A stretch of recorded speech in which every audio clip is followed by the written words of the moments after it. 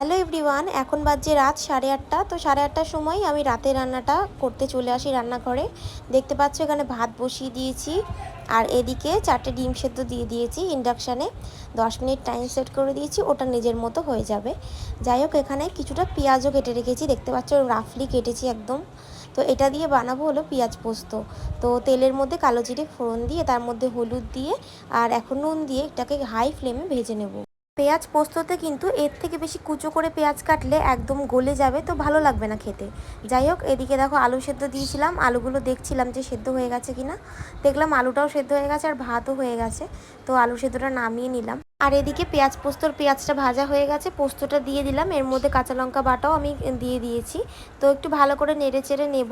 তো তার ফাঁকেই দেখলাম ভাত হয়ে গেছে, তোমাদের বললাম। তো ভাতটা এখন আমি উপর দিয়ে নিচ্ছি। আর রাত্রেবেলা খুব একটা রান্না করতে ইচ্ছা করে না, সেজন্যই আর কি সিম্পলের মধ্যেই প্রত্যেকদিন রাত্রিবেলা সেরে নিই। তো এদিকে দেখো পেঁয়াজ পোস্ততে একটু জল দিয়ে দিলাম।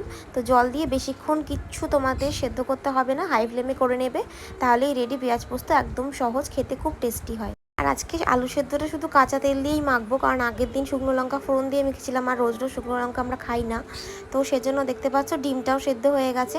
আর ডিম একদম প্রপার হাফ বয়েল হয়েছে। 10 মিনিট টাইম দিয়ে ওরমভাবে ডিমটা সেদ্ধ করলে না ইন্ডাকশানে, খুব ভালো লাগে খেতে।